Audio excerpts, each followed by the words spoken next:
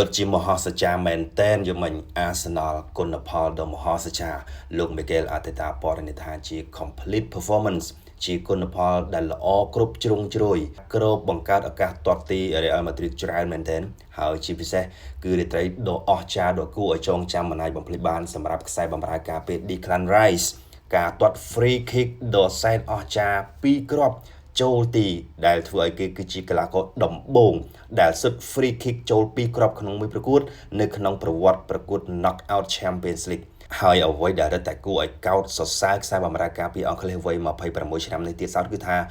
338ប្រកួតនៃការលេងបាល់ទាត់អាជីពរបស់ Declan Rice កន្លងមក Rice មិនដែលរកបានគ្រាប់បាល់ដោយការទាត់ free kick ទេក៏ប៉ុន្តែនៅក្នុងការលេងប្រកួតលើកទី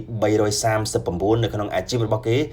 រកបាន2គ្រាប់ហើយជា2គ្រាប់ដ៏អស្ចារ្យប្រៀបដូចជាវេទមន្តជប់អញ្ចឹងសូម្បីតែ Declan Rice ខ្លួនឯងនឹងសឹងតែមិនជឿថាវាបានកើតឡើងមិត្តរួមក្រុមរបស់គេក៏ដូចជាអ្នកគាំទ្រក៏ដូចជាគ្រូបង្វឹកសឹងតែមិនជឿភ្នែកខ្លួនឯងចំពោះការឃើញគ្រាប់បាល់ free kick ដ៏អស្ចារ្យទាំងពីរជើងរបស់ Declan Rice ក្នុងបាល់ទាត់អាជីពក្រុមធំដែល Declan Rice បានចាប់ផ្ដើមតាំងពីឆ្នាំ2015មក Declan Rice បានទទួលភារៈទាត់បាល់ free kick តែ12ដងប៉ុណ្ណោះតែមិនដែលចូលទេស្រាប់តែយមិញនៅក្នុងការប្រកួតទល់នឹងក្រុមដែលអស្ចារ្យបំផុតក្នុងពាន Champions League គឺក្រុម Real Madrid ក្នុងជើងទី1វគ្គ8ក្រុមចុងក្រោយ Champions League រដូវកាល2024-2025 នេះ Arsenal ផ្ដល់ឱកាសទាត់បាល់ free kick ទៅដល់ Declan Rice ទាំងដែលកន្លងមកគឺជាទូទៅកីឡាករ Bukayo Saka ឬក៏ប្រធានក្រុម Martin Odegaard ជាអ្នកទាត់បាល់ free kick សម្រាប់ Arsenal ប៉ុន្តែយប់មិញនេះ Declan Rice ជាអ្នកសុំទាត់ Declan Rice បាននិយាយទៅ Bukayo Saka ថាគេបានមើលឃើញចន្លោះប្រហោងនៅខាងក្រោយរបងការពាររបស់ Real Madrid ហើយគេមានទំនុកចិត្តថាបាល់នឹងចូល Bukayo Saka ក៏តបមកវិញថាបើមានទំនុកចិត្តថាទាត់ចូលទាត់ទៅអញ្ចឹងចូលមែនក្នុងវគ្គទី1បញ្ចប់ទៅដោយស្មើគ្នា0-0ក៏ប៉ុន្តែនៅក្នុងនាទី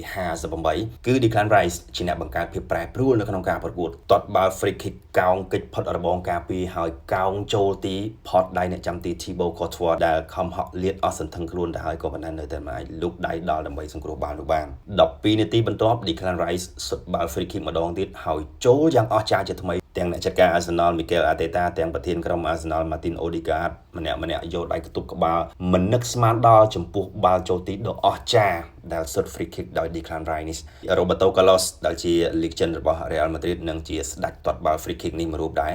គាត់មកលងស្ងួតនឹងលើសឡង្កាំងនឹងគ្រាប់បាល់ free kick ដ៏អស្ចារ្យរបស់ Declan Rice ផងហើយនឹង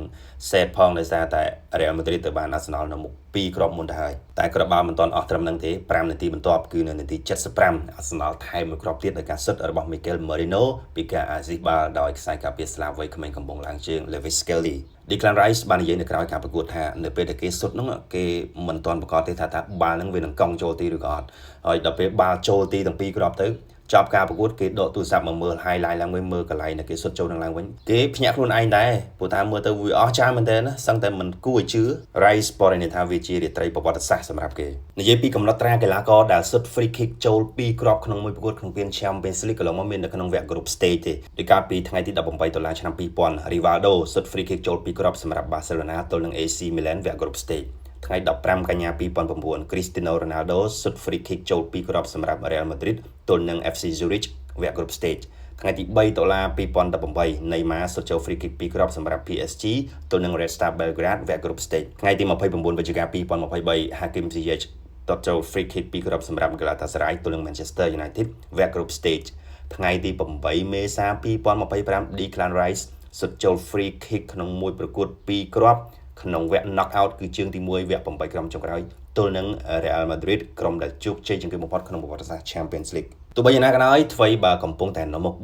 3-0មុនទៅលេងជើងទី2នៅទឹកដី Real Madrid នៅ Bernabeu ថ្ងៃទី16មេសា Declan Rice មិនអហួសហេតុពេកនោះទេហើយដឹងយ៉ាងច្បាស់អំពីអ្វីដែលធ្លាប់បានកើតឡើងនៅទឹកដី Real Madrid ជ័យជំនះ 3-0 របស់ Arsenal ក្នុងជើងទី1ទល់នឹង Real Madrid យប់មិញនេះជាការឲ្យហេតុល្អមួយចំនួនដែរទី1នេះគឺជាលើកទី12ដែលក្រុមបាល់ទាត់របស់អង់គ្លេសឈ្នះជើងទី1វគ្គ Knockout Champions League ដោយគ្រាប់បាល់ចាប់ពី3គ្រាប់ឡើងទៅហើយ11ដងកន្លងមកនៅពេលណាដែលក្រុមរបស់អង់គ្លេសនាំមុខគូប្រកួតជើងទី1ចាប់ពី3គ្រាប់ឡើងគឺជាទូទៅពួកគេឡើងទៅវគ្គបន្តប៉ុន្តែទន្ទឹមនឹងក៏មានកំណត់ត្រាប្រទីងបន្ទងមួយដែរគឺនៅថងថា Real Madrid នេះគឺជាក្រុមមួយដែលពិសេសខុសពីគេគឺជាក្រុមមួយដែលមិនងាយចុះញោមនិងមិនងាយធ្លាក់ងាយទេដោយកាលពីឆ្នាំ2022 Manchester City នាំមុខមុនជើងទី1យ៉ាងច្រើនគ្រាន់ទៅហើយស្រាប់តែ Real Madrid អាចវាយបកទម្លាក់ Man City វិញ5-3នៅ Bernabeu Declan Rice បាននិយាយថាការផ្ដួល Real Madrid នៅក្នុងពាន Champions League នេះគឺជារាត្រីដ៏អស្ចារ្យសម្រាប់ពួកយើងក៏ប៉ុន្តែបើទោះបីជាពួកយើងកំពុងនៅមុខ3-0ក៏ដោយគុណភាពកីឡាករម្នាក់របស់ Real Madrid គឺគួរឲ្យខ្លាចរអាហើយនៅ Bernabeu រឿងពិសេសកើតឡើងសម្រាប់ពួកគេពួកយើងចង់ឈ្នះពានរង្វាន់នេះក៏ប៉ុន្តែពួកយើងត្រូវគិតមួយប្រកួតម្ដងយប់មិញនេះដែរBayern Munich បានបរាជ័យក្នុងទឹកដីខ្លួនឯងក្រោមទ្វេជើង Inter Milan 1-2ហើយរាត្រីថ្ងៃពុធទី9ខែមេសា2025នេះ PSG